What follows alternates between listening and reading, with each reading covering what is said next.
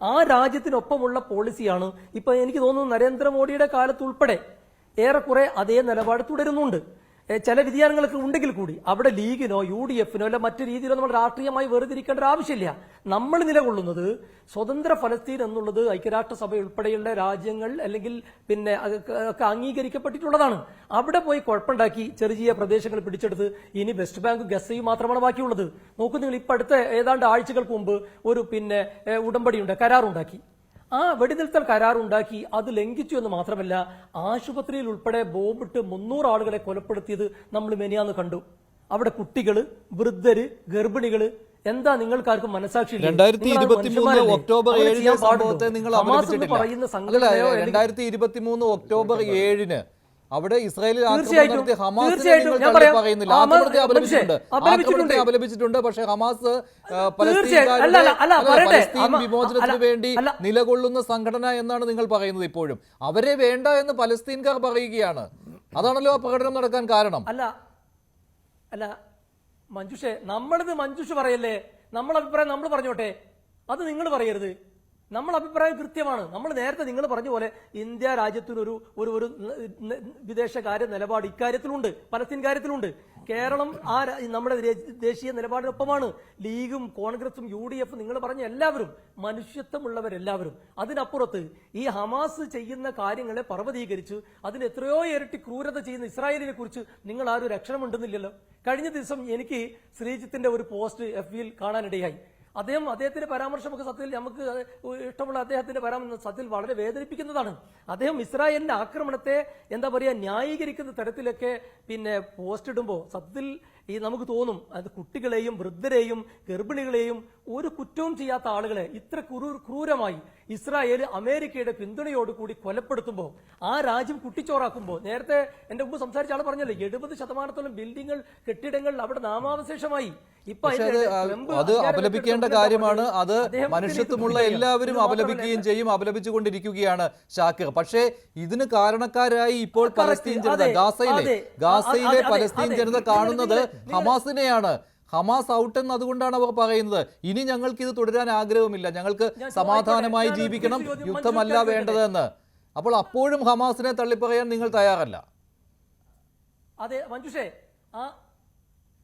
അല്ല നമ്മൾ ഹമാസിനെ തള്ളിപ്പറയാനോ ഹമാസിനെ ചേർത്ത് പിടിക്കാനില്ല. നമ്മൾ ഒറ്റ കാര്യമുള്ളൂ, പലസ്തീൻ ജനതക്ക് ആ രാജ്യത്ത് സ്വതന്ത്രമായി ജീവിക്കാനുള്ള അവകാശം വേണം എന്നാണ് നമ്മുടെയൊക്കെ താല്പര്യം. അവിടെ എന്ത് ഹമാസ് അല്ലെ PL വേറെ എന്ത് വേണം? ആർക്കാ അതിൽ പിന്നെ അഭിപ്രായ വ്യത്യാസമുള്ളത്? നമുക്കാർക്കില്ലല്ലോ. അവിടെ ഹമാസ്, ഞാൻ പറഞ്ഞു, നിങ്ങൾ പ്രത്യേകം ശ്രദ്ധിക്കുക, 1947 ഈ രാജ്യം പ്രഖ്യാപിക്കുന്നു, ഇസ്രായേൽ രാജ്യം പ്രഖ്യാപിക്കുന്നു. 1948 മാർച്ച് 4 UN ഇവർക്ക് അംഗീകാരം കൊടുക്കുന്നു. അതിനുശേഷം നിരന്തരമായിട്ട് കുഴപ്പമാണ്. ഇപ്പൊ 1987 ഇവർ വന്നത്. 2007 മാത്രമാണ് ഗാസയിൽ ഇവർക്ക് ചെറിയൊരു ഭരണത്തിൽ പങ്കാളിത്തം ഉണ്ടായത്. പിന്നീട് ഇവർ ഭരണം പൂർണ്ണമായി പിടിച്ചെടുക്കുകയാണ്. അതിന്റെയൊക്കെ പിൻബലം എന്താണെന്ന് വെച്ചാൽ നിരന്തരമായി ഇസ്രായേലും അമേരിക്കയും ആ രാജ്യത്തെ ആക്രമിക്കുമ്പോൾ പ്രതിരോധിക്കാനുള്ള ഒരു മാർഗമായി ആളുകൾ അതിനൊപ്പം ചേർന്ന് പോയതാണ്. ആ ചേർന്ന് പോയതിനെ സ്വാതന്ത്ര്യ സമര പോരാട്ടം എന്നാണ് ആ നാട്ടുകാർ വിളിക്കുന്നത്. അപ്പൊ ആ സ്വാതന്ത്ര്യ സമര പോരാട്ടത്തെയാണ് അവർ ന്യായീകരിക്കുന്നത്, അല്ലെങ്കിൽ ഏതെങ്കിലും വ്യക്തികളെയോ സംഘടനയോ അല്ല. അവിടെയാണ് നിങ്ങൾക്ക് ഇപ്പോഴും താല്പര്യം. ഹമാസ് എന്ന ഒരു സംഘടനയെ തെരഞ്ഞുപിടിച്ച് ആ ഹമാസിന്റെ പ്രവൃത്തികളെ മാത്രം പർവ്വതീകരിച്ച് നിങ്ങൾക്ക് അങ്ങനെ ഒരു ശത്രു. പക്ഷേ ഷാക്കിർ, ഇപ്പോൾ നമ്മൾ ദൃശ്യങ്ങളിൽ കാണുന്നത് ഇതേപോലെ തന്നെ ഈ സ്വാതന്ത്ര്യ സമര പോരാട്ടമാണ്, അതിന് നേതൃത്വം വഹിക്കുന്നവരാണ് ഹമാസ് എന്ന് പറയുമ്പോൾ അതേ സംഘടനയ്ക്കെതിരെ നടക്കുന്ന പ്രൊട്ടസ്റ്റാണ് ഈ കാണുന്നത്. അത് ഒറ്റപ്പെട്ട സംഭവമായിട്ട് താങ്കൾ കാണുകയാണോ?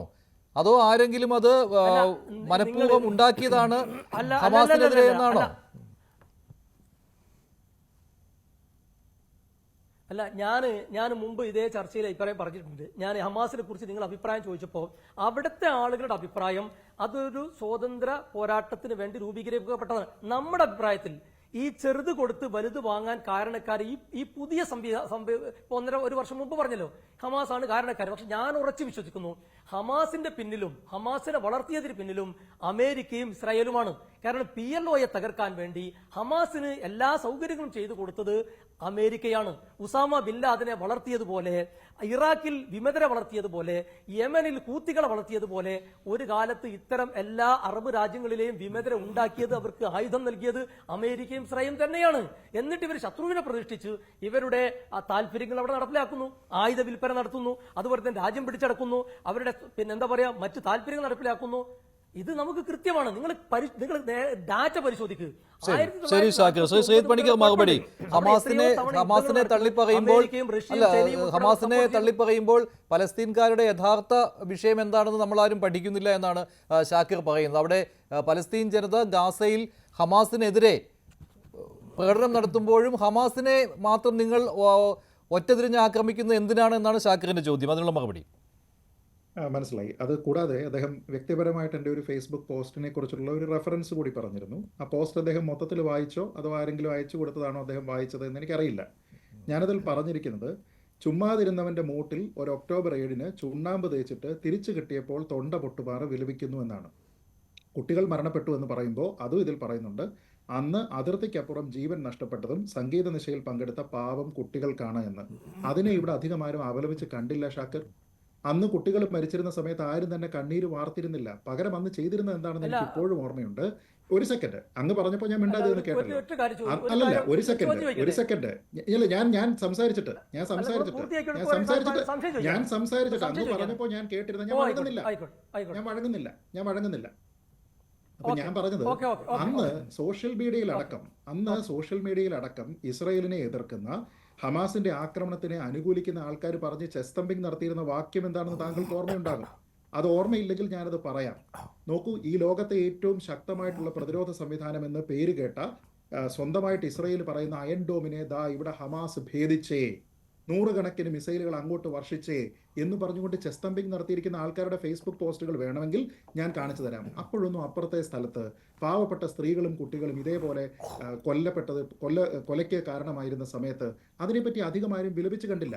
പിന്നെ അത് തിരിച്ചു കിട്ടുക എന്ന് പറയുമ്പോൾ UN ചാർട്ടർ അനുസരിച്ച് ഏതൊരു സോവറിൻ രാജ്യത്തിൻ്റെയും ഏതൊരു റെക്കഗ്നൈസ്ഡ് സ്റ്റേറ്റിൻ്റെയും ടെറിട്ടോറിയൽ ഇൻറ്റഗ്രിറ്റി ബ്രീച്ച് ചെയ്തിട്ട് ഒരാക്രമണം ഉണ്ടായിക്കഴിഞ്ഞാൽ അതിന് തിരിച്ചടിക്കാനുള്ള അവരുടെ അവകാശം എന്ന് പറയുന്നത് UN തന്നെ അംഗീകരിക്കുന്നതാണ്. പിന്നെ അത് പ്രൊപ്പോർഷനേറ്റ് ആണോ ഡിസ്പ്രപ്പോർഷനേറ്റ് ആണോ, അവർ കൊടുത്തിരിക്കുന്ന അളവിൽ തന്നെയാണോ തിരിച്ചു കൊല്ലേണ്ടത് തുടങ്ങിയ കാര്യങ്ങൾ ചോദിച്ചാൽ അതിന് ഇസ്രായേൽ ആൻസറബിൾ ആയിട്ടുള്ളത് അവരുടെ ജനതയോട് മാത്രമാണ്.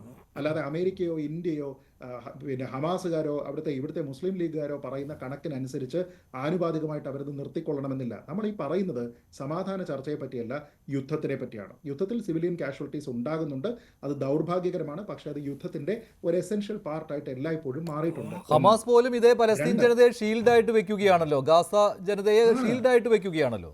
ആണ്. ഞാൻ മറ്റൊരു കാര്യം കൂടി പറയാം. ഇനി മുസ്ലിം ലീഗിന്റെ കാര്യം തന്നെ പറയാം. ശ്രീ ഷാക്കിർ വീണ്ടും മറന്നുപോയിട്ടുണ്ട്. മുസ്ലിം ലീഗ് സംഘടിപ്പിച്ചിരിക്കുന്ന ഒരു റാലി ഇവിടെ ഉണ്ടായിരുന്നു. ആ റാലിയിൽ പങ്കെടുത്ത് എന്താണ് ഹമാസ് എന്ന് ശരിയായ രീതിയിൽ പറയുകയും 4 വട്ടം ഹമാസ് ഒരു തീവ്രവാദ സംഘടനയാണെന്ന് തൻ്റെ തന്നെ അന്താരാഷ്ട്ര പരിചയത്തിന്റെ അടിസ്ഥാനത്തിൽ പറയുകയും ചെയ്ത ഒരു MP ഉണ്ട്, കോൺഗ്രസിന്റെ MP, പേര് ശശി തരൂർ എന്നാണ്. അദ്ദേഹം പറഞ്ഞിരുന്ന സമയത്ത് അദ്ദേഹത്തിനെ ലീഗുകാർ വിമർശിച്ചു. അദ്ദേഹം സംസാരിച്ചതിന് ശേഷം സംസാരിച്ച 2 ലീഗിന്റെ ആൾക്കാർ, ഒന്ന് അബ്ദുസമദ് സമദാനി MP ആണ്, മറ്റൊന്ന് ശ്രീ MK മുനീർ MLA ആണ്. ഈ 2 പേരും എന്താ ചെയ്തത്? ഹമാസിനെ കുറിച്ച് ശ്രീ ശശി തരൂർ പറഞ്ഞിരുന്ന പരാമർശത്തിനെ തിരുത്തി. അധിനിവേശത്തിനെതിരായ സ്വാതന്ത്ര്യ സമരമാണ് പാലസ്തീനികളുടേത് എന്നാണ് അബ്ദുൽ സമദാനി പറഞ്ഞത്. പ്രതിരോധം എന്നത് ഒരിക്കലും ഭീകരവാദമായി ചിത്രീകരിക്കാൻ പാടില്ല എന്നാണ് MK മുനീർ പറഞ്ഞത്. അപ്പോൾ ഹമാസിനെ ആരും അംഗീകരിച്ചില്ലേ? ഹമാസിനെ അംഗീകരിച്ചുകൊണ്ട് തന്നെയാണ് ആ റാലിയിൽ മുസ്ലിം ലീഗിന്റെ ആൾക്കാർ പറഞ്ഞിരിക്കുന്നത്, സംസാരിച്ചിരിക്കുന്നത്. ശശി തരൂരിനെ തിരുത്താനാണ് അവർ ശ്രമിച്ചിരിക്കുന്നത്. ഇനി മഞ്ജുഷ പറഞ്ഞിരിക്കുന്ന ആ കാര്യം നോക്കൂ. ഈ വളരെ ഇന്റർനാഷണലി തന്നെ ഒരുപക്ഷെ ഏറ്റവും കൂടുതൽ ചർച്ച ചെയ്യപ്പെട്ട ഒരു കാർട്ടൂൺ വന്നിരുന്നു. ആ കാർട്ടൂണിൽ തന്നെ നമ്മൾ കാണുന്നത് ആ യുദ്ധത്തിന്റെ യഥാർത്ഥ രീതി എങ്ങനെയാണ്, എന്ത് കമ്മിറ്റ്മെന്റ് ആണ് അവരുടെ ജനതയോട് ഓരോ ഭാഗത്തിനും ഉള്ളത് എന്നതിനെ കാണിക്കുന്ന ഒരു കാർട്ടൂൺ. ഒരു സൈഡിൽ നിന്ന് ഒരു ഹമാസിന്റെ സോൾജിയറും മറ്റൊരു ഭാഗത്ത് നിന്ന് ഒരു ഇസ്രായേൽ സോൾജിയറും കൂടി തോക്ക് അങ്ങോട്ടും ഇങ്ങോട്ടും വെച്ച് അഭിമുഖം ഇങ്ങനെ ഇരിക്കുകയാണ്, മുട്ടിൽ കുത്തി നിൽക്കുകയാണ്. ഈ 2 ആൾക്കാരുടെയും അടുത്ത് ഒരു പ്രാമിൽ ഒരു കൊച്ചു കുട്ടിയുണ്ട്. ഇതിൽ ഈ ഹമാസിന്റെ ആളിന്റെ ഈ തോക്കിന് മുന്നിലാണ് ഈ കുട്ടി. അതായത് ആ കുട്ടിയെ വെച്ചുകൊണ്ട് വില പേശിക്കൊണ്ടാണ് ഹമാസുകാരൻ യുദ്ധം നയിക്കുന്നത് എങ്കിൽ ഇസ്രായേലുകാരൻ്റെ സൈനികന്റെ പിന്നിലാണ് ഈ കുട്ടി. അതായത് അതിനെ ഷീൽഡ് ചെയ്യുകയാണ്. അത് തന്നെയാണ് ഇവിടെ നടന്നിരിക്കുന്നതും. ഇവിടെ നോക്കൂ, ജനവാസ പ്രദേശങ്ങളിൽ താങ്കളിപ്പം പറഞ്ഞല്ലോ, ഈ പിന്നെ എന്താണ് കഴിഞ്ഞ ദിവസം ആശുപത്രിയിൽ ആക്രമിച്ച് വധിച്ചിരിക്കുന്ന ആളിന്റെ പോസ്റ്റ് ഞാൻ ഫേസ്ബുക്കിൽ ഇട്ടിരിക്കുന്നത് താങ്കൾ കണ്ടില്ലേ? ആശുപത്രിയിൽ ആക്രമിച്ച് അതിൽ വധിച്ചിരിക്കുന്ന ആള് ഇസ്രായേലിന്റെ നാസർ ആശുപത്രിയിൽ ബോംബിട്ട് ഹമാസ് നേതാവ് ഇസ്മയിൽ ബഹ്റൂം, അദ്ദേഹത്തിനെയാണ് കൊന്നിരിക്കുന്നത്. ഇസ്മയിൽ ബഹ്റൂം ഇയാളൊക്കെ എന്ത് ചെയ്യുക? ഇയാള് പിന്നെ കാലയിൽ മുറിവ് പറ്റിയിട്ട് ബാൻഡേജ് ഒട്ടിക്കാൻ വേണ്ടിയിട്ട് ഹോസ്പിറ്റലിൽ പോയതല്ല. ഇവരൊക്കെ ഹോസ്പിറ്റലിൽ ഒളിച്ചിരിക്കുകയാണെന്നേ. അപ്പോൾ ഇതിൻ്റെ ഒരു പോയിന്റ് കഴിഞ്ഞതിന് ശേഷം അവിടെയുള്ള ഹമാസിനെ പൂർണ്ണമായും ഇല്ലാതെയാക്കി ഇസ്രായേൽ ജനതയ്ക്ക് അവർക്ക് സ്വസ്ഥമായിട്ട് നേരത്തെ പറഞ്ഞതുപോലെ രാത്രി ഉറങ്ങണമെങ്കിൽ ഇസ്രായേലിനെ സംബന്ധിച്ചിടത്തോളം ഈ പരിപാടി ചെയ്യണം. അതല്ലാതെ അവർക്ക് വേറെ മാർഗമില്ല. ആ മാർഗമില്ലാതാക്കിയത് ആരാണ്? വെറുതെ ഇരിക്കുന്നവന്റെ മൂട്ടിൽ നേരത്തെ പറഞ്ഞതുപോലെ കൊണ്ടുപോയി ചുണ്ണാമ്പ് തേച്ചിരിക്കുന്നത് ആരാണോ അവരാണ്. ശരി, ശ്രീത്ത് എന്താണ് ഷാക്കിർ പറഞ്ഞോളൂ, ഷാക്കിർ ചോദിച്ചോളൂ. നിങ്ങൾ അതായത് ശ്രീജിത്ത്, നിങ്ങളൊരു ചോദ്യം ചോദിക്കട്ടെ. ഈ പിന്നെ ഇസ്രായേൽ രാജ്യത്ത് പോയിട്ട് അതിനകത്ത് പോയി, അല്ലെങ്കിൽ അവർക്ക് ഇപ്പൊ അവര് പിന്നെ കരുതി വെച്ചിട്ടുള്ള സ്ഥലമുണ്ടല്ലോ, അവിടെ പോയി പലസ്തീനികൾ ഈ 49 കുഴപ്പമുണ്ടാക്കുന്നുണ്ടോ? അല്ലെങ്കിൽ ഇപ്പോ പലസ്തീന്റെ കൈവശമുണ്ടായിരുന്ന ഐക്യരാഷ്ട്രസഭ അംഗീകരിച്ച സ്ഥലത്തേക്ക് അധിനിവേശം നടത്തി അത് പിടിച്ചടക്കി അവിടെ പോയി കുഴപ്പമുണ്ടാക്കുന്ന ഇസ്രായേലല്ലേ? അതെന്താ നിങ്ങൾ കാണാത്ത? ഏതെങ്കിലും പലസ്തീനികൾ ഇസ്രായേലിലേക്ക് കടന്നു കയറിയോ? അതെന്താണ് നിങ്ങൾ കണക്കിലെടുക്കാത്തത്? ഒരു ഉദാഹരണം പറയും. ഇസ്രായേലിലേക്ക്, ഇസ്രായേലിനെ കൈവശപ്പെടുത്തിയ രാജ്യത്തിലേക്ക് പലസ്തീന്റെ സൈന്യമോ കയറി കൂടിയിട്ടുണ്ടോ? എന്നാൽ തിരിച്ചിങ്ങോട്ട് കയറുന്നതിന് നമ്മൾ എന്താ പറയാറ്? പ്രതിരോധമല്ലേ പറയേണ്ടത്? ഇനി ഞാൻ മറുപടി പറയട്ടെ.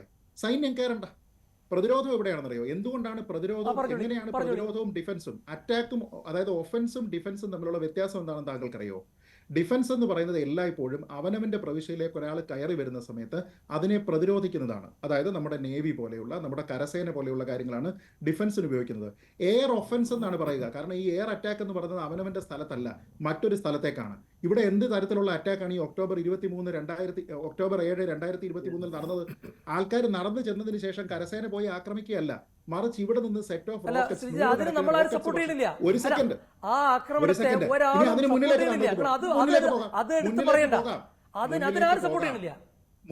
പോകാം.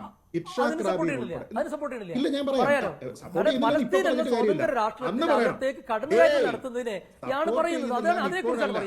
ഷാക്കിർ, നമ്മൾ രണ്ടുപേരും പറഞ്ഞിട്ടുണ്ടല്ലോ. എവിടെയാണെങ്കിലും നിരപരാധികളായിട്ടുള്ള ആളുകളെ കൊലപ്പെടുത്തുന്നതിനെതിരാണ്. ഷാക്കിർ, നമ്മൾ രണ്ടുപേരും ഒന്നിച്ച് സംസാരിച്ചാൽ ആർക്കും കഴിയില്ല. ഒക്ടോബർ മാസം 7-ാം തീയതി 2023 ഈ നടന്നതിന് ശേഷം രണ്ടാഴ്ചക്കകമാണ് മുസ്ലിം ലീഗിന്റെ റാലി നടന്നിരിക്കുന്നത്. അപ്പോൾ അതിന് പിന്നെ ഈക്വലായ രീതിയിലത്തേക്കുള്ള തിരിച്ചടി ആ സമയത്ത് കിട്ടിയിരുന്നോ? സിവിലിയൻ സ്ഥലങ്ങളെ ആ സമയത്ത് ആക്രമിച്ചിരുന്നോ എന്ന് ചോദിച്ചു കഴിഞ്ഞാൽ ഇല്ല. പക്ഷെ അന്ന് പോലും നടന്നിരുന്ന സമരങ്ങളിൽ, അതായത് ഈ പ്രതിഷേധ പ്രകടനങ്ങളിൽ ഹമാസ് ഒരു തീവ്രവാദ സംഘടനയാണെന്നുള്ള ശശി തരൂരിന്റെ അഭിപ്രായത്തിനെ ഈ അറ്റാക്ക് ഇവിടെ നിന്ന് അങ്ങോട്ട് പോയതിനു ശേഷം 2 ആഴ്ചക്കകം ഇവിടെ നടക്കുന്ന സമയത്ത് സമദാനിയും മുനീറും പറയുന്നത്, നോക്കൂ, ഹമാസ് തീവ്രവാദ സംഘടനയല്ല എന്ന് ശശി തരൂരിനെ തിരുത്തുകയാണ്. ഇനി പല സമയങ്ങളിലായി ഇഷാഖ് റാബിൻ തുടങ്ങി നിരവധി ആൾക്കാർ, അവിടെ ഏറിയൽ ഷാരോൺ ഉണ്ട്, നിരവധി ആൾക്കാരുണ്ട്. ഇവരുടെയൊക്കെ കാലഘട്ടങ്ങളിൽ പലതരത്തിലുള്ള ട്രീറ്റുകൾ ഉണ്ടാക്കിയിട്ടുണ്ട്. ഈ പലതരത്തിലുള്ള ട്രീറ്റുകളിലും വെടിനിർത്തൽ ഉൾപ്പെടെയുള്ള പൂർണ്ണമായിട്ടും ഇവിടെ പിന്നെ ഇസ്രായേൽ അവിടെ നിന്ന് ഈ ഗാസ ടെറിട്ടറി പൂർണ്ണമായിട്ടും ഒഴിവാകുന്ന രീതിയിലത്തേക്കുള്ള എഗ്രിമെന്റുകൾ ഉണ്ടായിട്ടുണ്ട്. പക്ഷേ ഈ എഗ്രിമെന്റുകളെ എല്ലാം തന്നെ 2007 അതിന് മുമ്പായിക്കോട്ടെ കൃത്യമായി വയലേറ്റ് ചെയ്തിരിക്കുന്നത് കണക്കുകളുടെ അടിസ്ഥാനത്തിലാണ്. ഉത്തരവാദിത്തത്തോടു കൂടിയാണ് പറയുന്നത്. ഇതെല്ലാം തന്നെ ചെയ്തിരിക്കുന്നത് ഹമാസ് ആണ്.